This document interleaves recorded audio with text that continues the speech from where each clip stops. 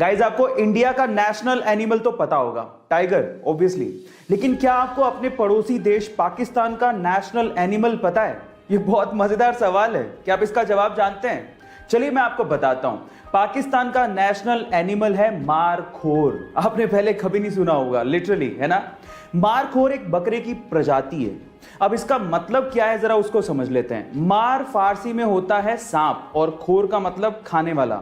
सो सांप को खाने वाला जंगली जानवर, जी हां, मारखोर एक बकरी की प्रजाति, यही है पाकिस्तान का नेशनल एनिमल। क्या इसके पहले तक के फैक्ट आपको पता था? और अगर नहीं पता था तो चैट सेक्शन में जरूर लिखिएगा। गाइस अगर आपके मुंह में बदबू आती है या फिर आपके दांतों में दर्द रहता है तो एक देसी हेल्थ टिप है मेरे पास। वो क्या है मैं आपको बताता हूं। वो है अमरूद की पत्तियां। जी हां गाइस, अमरूद की पत्तियां चबाने से आपके मुंह में बदबू यानी दुर्गंध की प्रॉब्लम दूर हो जाएगी। और अगर आपके दांतों में दर्द भी रहता है तो अमरूद की पत्तियां चबाने से उस दर्द में भी आपको आराम मिल सकता है। गाइस ये हेल्थ टिप आपको कैसी लगी चैट सेक्शन में जरूर लिखिएगा। हमारे गांव के देसी गांव वाले आज भी आप लोगों को नीम के पेड़ से नीम के दातून को तोड़कर दांतों पर रगड़ते दिख जाएंगे, लेकिन आज के शहर के लोगों को यह सब अनहाइजीनिक लगता है और आज की जनरेशन को तो यह सब करते हुए शर्म आती है।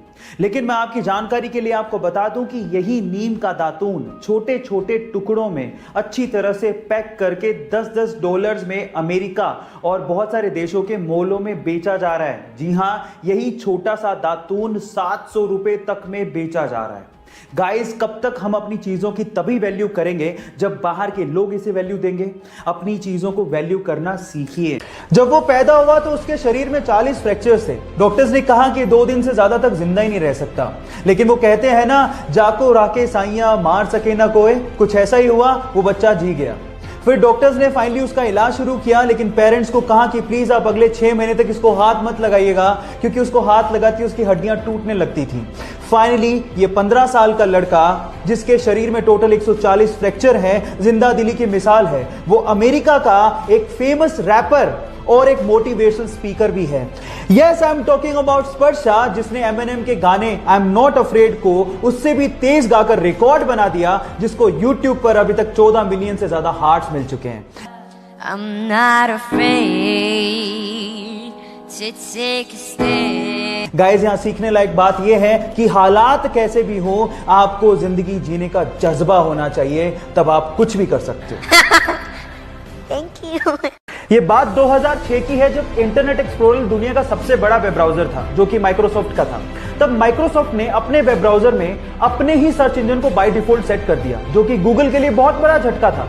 अब इस झटके से उबरने के लिए गूगल में ही काम कर रहे एक भारतीय ने एक उपाय सुझाया। उसने कहा कि हमें अपना वेब ब्राउजर लॉन्च करना चाहिए। तब के सीईओ इसके लिए तैयार ही नहीं हुए, लेकिन उसने जैसे तैसे फाउंडर से बात करके इसके लिए काम करना शुरू किया। फाइनली 2008 में गूगल ने अपना web browser Google Chrome launch किया, जो कि दुनिया का सबसे बड़ा वेब ब्राउजर है। उस भारतीय का नाम है सुंदर पिचई, जो कि आज वर्ल्ड की सबसे बड़ी कंपनी गूगल के सीईओ हैं, जो कि एक भारतीय भी हैं। So proud to be an Indian. So guys ये सीखने लायक बात यह है कि आपका बैकग्राउंड कुछ भी हो, अगर आप में प्रतिभा है तो आपकी उपलब्धियों की कोई सीमाएं ही नहीं है। जब वो 25 साल की थी तो उनकी मदर की डेथ हो गई। तब वो एक बुक लिख रही थी। अफसोस की बात यह थी कि उन्होंने अपनी मदर को बताया भी नहीं था कि वो एक बुक लिख रही है। उसके जस्ट थोड़ी दिन बाद उनकी शादी हो गई, एक बच्ची हुई। लेकिन यहां से लाइफ में प्रॉब्लम्स और बढ़ गई। 13 महीने हुए थे कि उनका डिवोर्स हो गया। फिर अपनी बच्ची को लेके वो ब्रिटेन शिफ्ट हुई। हालात इतने खराब थे कि उनके पास रहने को घर नहीं था।